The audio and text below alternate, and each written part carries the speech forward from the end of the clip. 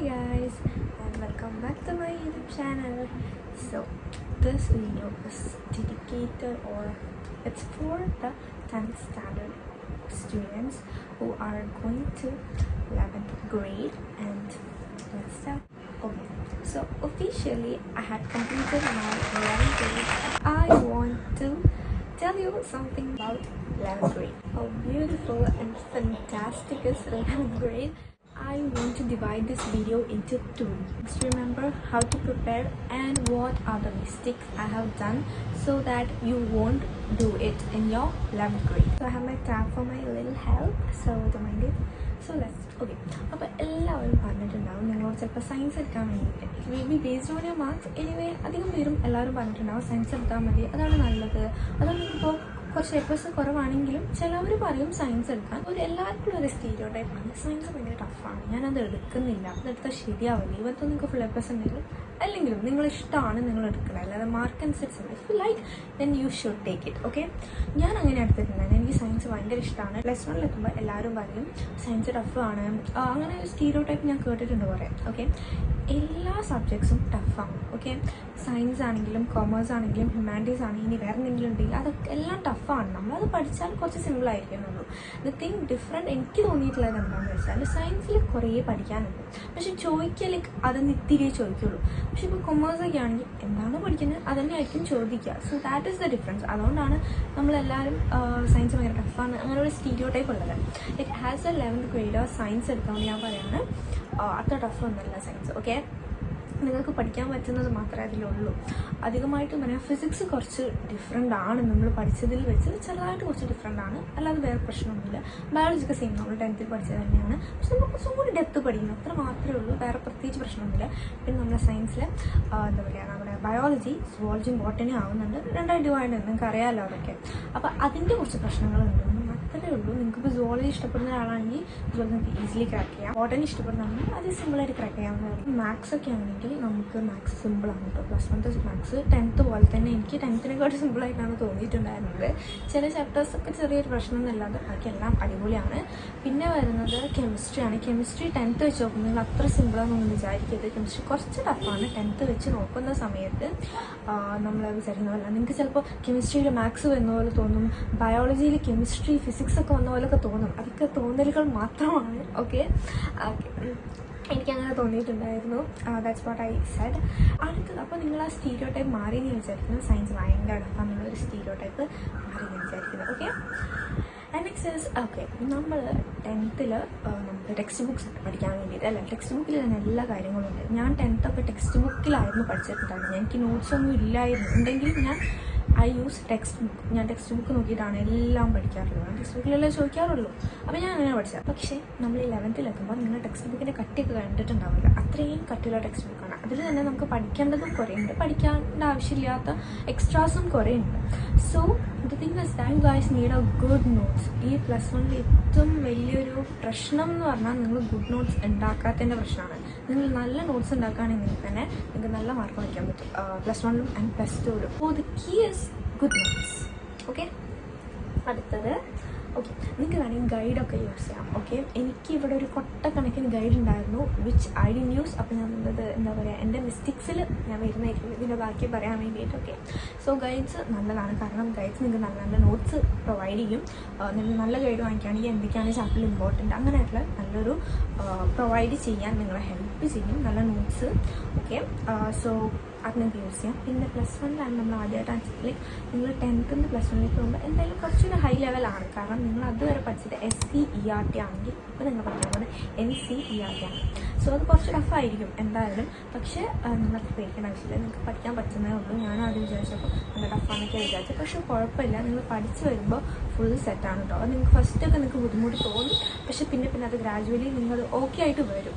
Okay, അത് ഞാൻ പറഞ്ഞ പോലെ തന്നെ നിങ്ങൾക്ക് ആദ്യം ഡിഫിക്കൽട്ടായി തോന്നും, but it's fine. Okay guys, അത്ര ബുദ്ധിമുട്ടുള്ള കാര്യം അല്ല. നിങ്ങൾ ടെക്സ്റ്റ് ബുക്കിന് വലുപ്പം കണ്ടിട്ട് പ്ലീസ് പേടിക്കരുത്, അങ്ങനെ ഒന്നും ഇല്ല, ഇത് മാത്രമൊന്നും ഇല്ല. ഓക്കെ, ഇനി ടെക്സ്റ്റ് ബുക്സ് അതിനെക്കുറിച്ച് പറയുകയാണെങ്കിൽ ടെക്സ്റ്റ് ബുക്ക് എൻ്റെ ഒരു അഭിപ്രായം, എൻ്റെ മാത്രം അഭിപ്രായമാണ്. ഓക്കെ, അപ്രായത്തിൽ text books are not that important. Okay, നിങ്ങളിപ്പോൾ ടെക്സ്റ്റ് ബുക്ക് വായിക്കുന്ന ഒരാളാണെങ്കിൽ ഇറ്റ്സ് ഓക്കെ ഫോർ യു. പക്ഷേ ഇത്രയും വലിയ കട്ടിയുള്ള ബുക്കൊന്നും വായിക്കാൻ എനിക്ക് പറ്റില്ല. അതുകൊണ്ട് തന്നെ ഞാൻ ടെക്സ്റ്റ് ബുക്ക് തൊട്ടിട്ടില്ല.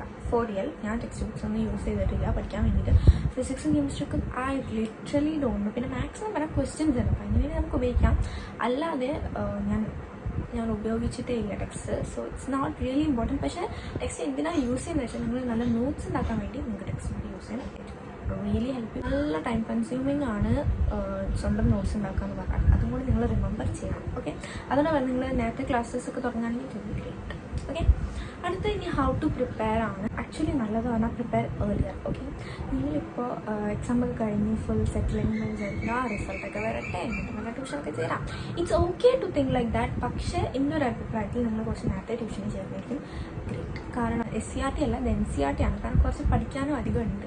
അതുകൊണ്ട് തന്നെ നിങ്ങൾക്ക് മിക്കവാറും ക്ലാസ്സസ് ഒക്കെ തുടങ്ങാൻ ജൂൺ ലാസ്റ്റിലേക്ക് ജൂലൈയിലേക്ക് ഇരിക്കും തുടങ്ങാം. ഞങ്ങൾക്ക് തുടങ്ങിയിട്ടുണ്ടായിരുന്നത് ജൂൺ 26-നാണ്. സോ ലേറ്റായിട്ടാണ് തുടങ്ങുക. ലേറ്റായിട്ടാണ് തുടങ്ങുന്നതെന്ന് വെച്ചാൽ അവർക്ക് നിങ്ങൾക്ക് അതിനെ പോർഷൻസ് കട്ട് ഓഫ് ഒന്നും ചെയ്യില്ല. കറക്റ്റ് എത്ര പോർഷൻസ് ഉണ്ട് അതിനെ കംപ്ലീറ്റ്ലി പഠിപ്പിക്കുക ചെയ്യും. പക്ഷേ പ്ലസ് ടുക്കാർക്ക് നമുക്ക് ജൂണിൽ തന്നെ തുടങ്ങുകയും ചെയ്യും. So look at the difference. അപ്പോൾ അതുകൊണ്ട് തന്നെ നിങ്ങൾക്ക് സ്ട്രെസ് ചെയ്ത് പഠിക്കേണ്ട ആവശ്യം വരും.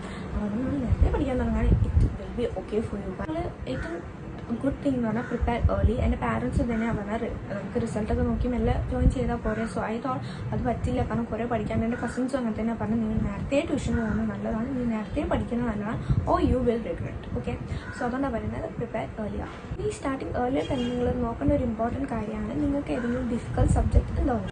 അപ്പോൾ അതുകൊണ്ട് തന്നെ നിങ്ങൾ ഡിഫിക്കൾട്ട് ആണെന്ന് നിങ്ങൾക്ക് തോന്നുന്ന സബ്ജക്ട്സിൽ നിങ്ങൾ ആദ്യം പ്രിപ്പയർ ചെയ്യാം. നിങ്ങൾ വിചാരിക്കും എനിക്ക് +1 ഇപ്പോൾ ഏതാണ് എനിക്ക് ഡിഫിക്കൾട്ട് എന്ന് എനിക്ക് അറിയില്ല, ഞാനിപ്പോൾ എന്താ ചെയ്യുക? കുഴപ്പമില്ല, നിങ്ങൾ 10th ഏതൊക്കെ സബ്ജക്ട്സ് ആണ് നിങ്ങൾക്ക് ഡിഫിക്കൽട്ടായി തോന്നിയിട്ടുള്ളത് ആ സബ്ജക്ട്സിൽ നിങ്ങൾ +2 കുറച്ചും കൂടി എന്തെങ്കിലും അതിനെക്കാട്ടും കൂടുതലാണ് പഠിക്കാനുണ്ടാവുക, കുറവുണ്ടാവില്ല. അപ്പോൾ നിങ്ങൾ എന്ത് ചെയ്യുക, അതിൽ മോർ പ്രാക്ടീസ് ചെയ്യാൻ നോക്കുക. ഇപ്പോൾ നിങ്ങൾക്ക് മാത്സ് ആണ് എക്സാമ്പിൾ നിങ്ങൾക്ക് ഡിഫിക്കൽട്ടാണെങ്കിൽ നിങ്ങൾ മാത്സിൽ കുറച്ചും കൂടി ഒരു എഫേർട്ട് ഇട്ടിട്ട് പഠിക്കാൻ നോക്കുക. ബാക്കിയുള്ള സബ്ജക്റ്റ് ആ ഫ്ലോയിൽ തന്നെ പഠിക്കാം, പക്ഷേ കുറച്ചും കൂടി എഫേർട്ട് ഇട്ടിട്ട് മാത്സോ നിങ്ങൾക്ക് ടഫുള്ളായിട്ട് സബ്ജക്റ്റ് അത് പഠിക്കാൻ നോക്കാം.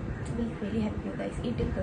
ഓക്കെ, അടുത്തെന്ന് പറഞ്ഞാൽ നിങ്ങൾ ഇപ്പം നിങ്ങൾക്ക് മാത്സ് ആണ് ടഫ് എങ്കിൽ ഓക്കെ, പൊതുവുള്ള കാര്യം ഞാൻ പറയുന്നത് നിങ്ങൾ മാത്സ് ഡെയിലി പ്രാക്ടീസ് ചെയ്യാം. ഇത് ഞാൻ +2ലേക്ക് ചെയ്യണമെന്ന് വിചാരിക്കുന്ന ഒരു കാര്യം കൂടിയാണ്. നിങ്ങളും വേണമെങ്കിൽ അങ്ങനെ ചെയ്യുന്നത് വളരെ നന്നായിരിക്കും. ഡെയിലി ഒരു 1 or 2 പ്രോബ്ലംസ് ചെയ്തു, 10 പ്രോബ്ലംസ് മാക്സിമം.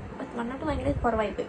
ഒരു 10 പ്രോബ്ലംസ് നിങ്ങൾ ഡെയിലി ചെയ്യുകയാണെങ്കിൽ ഇറ്റ് വിൽ ബി ഗ്രേറ്റ്. പിന്നെ നിങ്ങൾക്ക് ആക്ച്വലി സ്റ്റഡി സിമ്പിളാക്കാൻ വേണ്ടിയിട്ട് നിങ്ങൾക്ക് വേണമെങ്കിൽ മൈൻഡ് മാപ്സ്, ഫ്ലാഷ് കാർഡ്, അങ്ങനെ കുറേ കാര്യങ്ങളുണ്ട്. അപ്പോൾ ഇതൊക്കെ യൂസ് ചെയ്യാം. അപ്പോൾ ഇതിൽ എന്താണ് നിങ്ങൾക്ക് അറിയില്ലെങ്കിൽ ജസ്റ്റ് യൂട്യൂബിൽ പോയി സെർച്ച് ചെയ്താൽ മതി, അവർ കുറേ ചെയ്ത് ഉണ്ടാവും. അടുത്ത പോയിന്റ് എന്താ വെച്ചാൽ നിങ്ങളൊരു ഗോൾ അല്ലെങ്കിൽ ടൈം ടേബിൾ നിങ്ങൾ ഉണ്ടാക്കണം. അപ്പോൾ ഇതിനെക്കുറിച്ച് ഡീറ്റെയിൽ ആയിട്ട് എൻ്റെ മിസ്റ്റേക്സിൽ ഞാൻ പറയുന്നില്ല, പക്ഷേ ഞാൻ ചെറുതായിട്ടൊന്ന് പറയാം. എന്താ വെച്ചാൽ നിങ്ങളിപ്പോൾ ഇപ്പോൾ വെക്കേഷനാണ്. സോ നമ്മൾ പ്രോബബ്ലി ഉച്ചയ്ക്ക് 2 മണിക്ക് 1 മണിക്ക് 12 മണിക്കൊക്കെ ആയിരിക്കും നമ്മൾ എണീക്കുക. ഓക്കെയാണ്. പക്ഷേ നിങ്ങൾ ജൂണിലേക്ക് അടുക്കുന്തോറും നിങ്ങൾ കുറച്ച് നേരത്തെ എണീക്കാൻ തുടങ്ങുക. ലൈക്ക് ഒരു 7 o'clock, പിന്നെ 6, അങ്ങനെ കുറച്ച് നേരത്തെ എണീക്കാൻ തുടങ്ങുക. അതെന്താ വെച്ചാൽ നിങ്ങൾക്ക് സ്കൂൾ തുറക്കുമ്പോൾ it will be really helpful for you. അതുകൊണ്ടാണ് ഞാൻ പറയുന്നത് ഈ മാസം ആക്ച്വലി നന്നായി യൂട്ടിലൈസ് ചെയ്യുക. കുറേ എന്താ പറയുക ആൾക്കാർ യൂട്യൂബിലൊക്കെ കുറേ ടൈം ടേബിൾസ് ഇടാറുണ്ട് വെക്കേഷന് പറ്റിയത്. അപ്പോൾ നിങ്ങൾക്ക് അതൊക്കെ ഒന്ന് സെർച്ച് ചെയ്ത് കണ്ടുപിടിക്കാൻ അല്ലെങ്കിൽ പിൻട്രസ്റ്റിലൊക്കെ നോക്കി കണ്ടുപിടിക്കാവുന്നതേ ഉള്ളൂ കുറച്ച് ടൈം ടേബിൾസൊക്കെ. സോ നിങ്ങൾക്കത് യൂട്ടിലൈസ് ചെയ്യാം. ലൈക്ക് ലാസ്റ്റിലോട്ട് ഞാൻ നിങ്ങൾ എൻജോയ് ചെയ്യുന്നില്ല എന്ന് പറയുന്നത്, കാരണം ഏപ്രിൽ ഫുൾ നിങ്ങൾക്ക് അടിപൊളിയായിട്ട് എൻജോയ് ചെയ്യാം, നേരെ വഴിയൊക്കെ എണീക്കാം. പിന്നെ മെയ് ജൂൺ ആ ഒരു സമയത്തേക്ക് വരുമ്പോൾ കുറച്ചെങ്കിലും നിങ്ങളൊന്ന് ടൈം ടേബിൾ മാറ്റിയാൽ ഇറ്റ് വിൽ ബി ഗ്രേറ്റ്. പിന്നെ മിസ്റ്റേക്സിലാണ് കുറച്ചും കൂടി ഡീറ്റെയിൽ ആയിട്ട് എനിക്ക് പറയാനുള്ളത്. Number 3, the mistakes I made and I want those mistakes to be recorrected in this year. Okay, അപ്പോൾ നമുക്ക് നോക്കാം. ആദ്യം തന്നെ ഈ വേക്കപ്പ് ഏർലീൻ്റെ പ്രശ്നം തന്നെയാണ്. എനിക്ക് ഭയങ്കര ഡിഫിക്കൽട്ടായിട്ടുള്ളൊരു കാര്യമാണ് നേരത്തെ എണീക്കാന്നുള്ളത്. 10th അങ്ങനെ ഉണ്ടായിരുന്നു. ഈ +1 എനിക്ക് നല്ല പ്രശ്നം വന്നിട്ടുണ്ടായിരുന്നത്. കാരണം എന്താ വെച്ചാൽ ഞാൻ വെക്കേഷനിലൊക്കെ ഇതേപോലെ തന്നെ ഞാൻ അത്രയും 10 o'clock വരെ ഞാൻ കിടന്നുറങ്ങാറില്ല. ഇവിടെ എൻ്റെ പാരൻസ് സമ്മതിക്കില്ല. സോ ഞാൻ മാക്സിമം പോയൊരു 9:30, 9 o'clock ആകുമ്പോഴത്തേക്കും എണീക്കും. ഞാൻ 7 o'clockനോ 7:30 6 o'clockനൊന്നും എണീറ്റിട്ടില്ലായിരുന്നു ടിൽ ജൂൺ. പിന്നെ ക്ലാസ്സസ് ഒക്കെ തുടങ്ങി and I really had tough times. Classes തുടങ്ങിയ സമയത്തൊക്കെ എനിക്ക് ആക്ച്വലി ക്ലാസ്സസ് സ്റ്റാർട്ട് ചെയ്യാൻ 8:45 സോ ഞാൻ 7 o'clock എണീറ്റാലും എൻ്റെ എല്ലാ പീരീഡും നടക്കുള്ളൂ. സോ ഞാൻ 7 o'clock എണീക്കുക. ഈവൻ തോ ഞാൻ 7 o'clock എണീറ്റാലും ഐ ഫീൽ സോ സ്ലീപ്പി. എനിക്ക് തീരെ പറ്റില്ല. എൻ്റെ കണ്ണിൻ്റെ അവിടെ ഫുൾ ഡാർക്ക് സർക്കിൾസ് വരാൻ തുടങ്ങിയിട്ടുണ്ടായിരുന്നു. നിങ്ങളുടെ ഹെൽത്ത് നിങ്ങൾ നോക്കണമെങ്കിൽ സ്ലീപ്പ് ഇസ് വെരി ഇമ്പോർട്ടൻറ്റ്. അതുകൊണ്ട് തന്നെ നിങ്ങൾ മുന്നേ തന്നെ നിങ്ങൾ സ്ലീപ്പ് സൈക്കിൾ റെഡിയാക്കി വരുന്നതായിരിക്കും നല്ലത് നിങ്ങൾക്ക്, or you will have tough time. Okay, അടുത്ത മിസ്റ്റേക്ക് ഞാൻ ചെയ്തതെന്താ വെച്ചാൽ I didn't utilise my source properly. അതായത് ഞാൻ പറഞ്ഞാലും നിങ്ങളോട് എനിക്ക് ഒരുപാട് ഗൈഡ്സ് ഉണ്ടായിരുന്നു, പക്ഷേ ഞാനത് നല്ല വൃത്തിക്ക് യൂട്ടിലൈസ് ചെയ്തിട്ടില്ല. അതെൻ്റെ നമ്പർ 1 മിസ്റ്റേക്കായിട്ട് ഞാൻ കാണുന്നുണ്ട്. പിന്നെ അടുത്ത മിസ്റ്റേക്ക് വരുന്നത് ഞാൻ ക്ലാസ്സസ് ആണ്. ഓക്കെ, ഞാൻ ക്ലാസ്സസ് മര്യാദയ്ക്ക് കാണാറില്ല. എനിക്ക് കുറേ ബാക്ക്ലോഗ്സ് ഉണ്ടായിരുന്നു. സോ ഒരിക്കലും നിങ്ങൾ ബാക്ക്ലോഗ്സ് ഉണ്ടാക്കുന്നത് അത് ഭയങ്കര ഒരു മിസ്റ്റേക്കാണ്. ബാക്ക്ലോഗ്സ് ഉണ്ടെങ്കിൽ നിങ്ങൾക്ക് പഠിക്കാൻ നല്ല ബുദ്ധിമുട്ട്. എനിക്കാണ് ബാക്ക്ലോഗ്സ് ഉണ്ടായിട്ട് അത് റിയലി എനിക്ക് നല്ല ബുദ്ധിമുട്ടുണ്ടായിരുന്നു. 10th ബാക്ക്ലോഗ്സ് എന്ന് പറഞ്ഞ സാധനം എനിക്കില്ലായിരുന്നു. And it was a good thing. കാരണം എനിക്ക് പഠിക്കാനും വലിയ ബുദ്ധിമുട്ടില്ലായിരുന്നു. എനിക്ക് റിവിഷൻ ആയിരുന്നു ഈ ജനുവരി ഫെബ്രുവരിയിൽ. പക്ഷേ ഞാൻ +1 ജനുവരി ഫെബ്രുവരി റിവിഷൻ അല്ലായിരുന്നു, ഞാൻ ലാസ്റ്റ് ചാപ്റ്റേഴ്സ് ഇരുന്ന് പഠിക്കുകയായിരുന്നു. സോ അതുകൊണ്ട് ആ ഒരു മിസ്റ്റേക്ക് നിങ്ങൾ ചെയ്യരുത്. ഇതൊരു മിസ്റ്റേക്കാണെന്ന് ഞാൻ പറയുന്നില്ല, പക്ഷേ നിങ്ങൾക്കത് വേണമെങ്കിൽ മിസ്റ്റേക്കായിട്ട് വേണമെങ്കിൽ എടുക്കാം. ഓക്കെ, നിങ്ങൾക്ക് textbook using textbook നിങ്ങൾക്ക് വേണമെങ്കിൽ ടെക്സ്റ്റ് ബുക്ക്സ് യൂസ് ചെയ്യാം. സോ ഞാനങ്ങനെ വിചാരിക്കുന്നത് +2 ഓക്കെ. അപ്പോൾ നിങ്ങൾ ടെക്സ്റ്റ് ബുക്ക് യൂസ് ചെയ്തില്ലെങ്കിൽ if you have good notes then you are good to go. നിങ്ങൾ ഗുഡ് നോട്ട്സാണ് മെയിനായിട്ട് +2 ആൻഡ് +1 ഏറ്റവും ഇമ്പോർട്ടൻ്റ് ആയിട്ടുള്ള കാര്യം. സോ ഇതൊക്കെയാണ് എനിക്ക് പറയാനുള്ളത്. മേ ബി ഞാൻ ചില കാര്യങ്ങൾ വിട്ടിട്ടുണ്ടാവാം, കാരണം ഞാൻ പെട്ടെന്ന് ഉണ്ടാക്കിയൊരു വീഡിയോ ആണിത്. അതുകൊണ്ട് എനിക്ക് കുറേ പോയിൻറ്റ്സ് ഒന്നും റിമെമ്പർ ചെയ്യാൻ കിട്ടിയിട്ടില്ല. എന്തെങ്കിലും പോയിൻറ്റ്സ് ഞാൻ വിട്ടിട്ടുണ്ടെങ്കിൽ ഞാനത് കമൻറ്റ് ബോക്സിൽ പിൻ ചെയ്ത് നിങ്ങൾക്ക് വെച്ച് തരാം. Okay, so this is my experience. എൻ്റെ ഒരു 11th grade എക്സ്പീരിയൻസ് എന്താ ചോദിക്കുകയാണെങ്കിൽ ഇറ്റ് വാസ് നൈസ്. പക്ഷേ എനിക്ക് കുറച്ചുകൂടി ഇമ്പ്രൂവ് ആവാൻ എനിക്ക് തോന്നിയിട്ടുണ്ട്.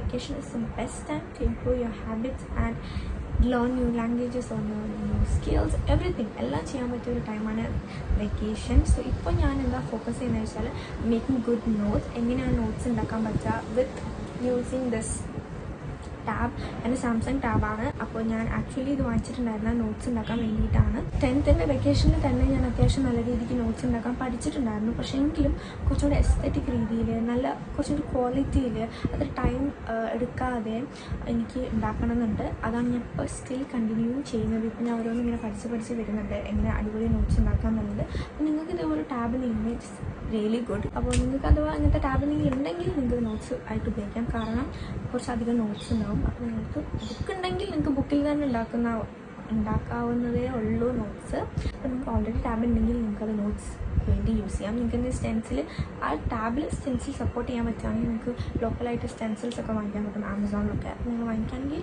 അത് നന്നായിരിക്കും. നിങ്ങൾക്ക് വേണമെങ്കിൽ ഞാൻ നോട്ട്സ് എങ്ങനെയാണ് അടിപൊളി എസ്റ്റേറ്റ് നോട്ട്സ് ഉണ്ടാക്കാമെന്നുള്ള വീഡിയോ ഞാൻ ഇടാം. പഠിച്ച് കഴിഞ്ഞിട്ട് ഇപ്പോൾ പഠിച്ചിട്ടില്ല, പഠിച്ചുകൊണ്ടിരിക്കുകയാണ്. കഴിഞ്ഞിട്ട് വേണമെങ്കിൽ ഞാൻ ഇടാം. Thanks for watching this video. നിങ്ങൾക്ക് ഇത് ഹെൽപ്ഫുൾ ആയി ഞാൻ വിചാരിക്കും. നിങ്ങൾക്ക് എന്ത് ഡൗട്ട് ഉണ്ടെങ്കിലും കമൻറ്റ് ബോക്സിൽ ചോദിച്ചാൽ മതി. I will reply to it. Okay, see you soon in the video.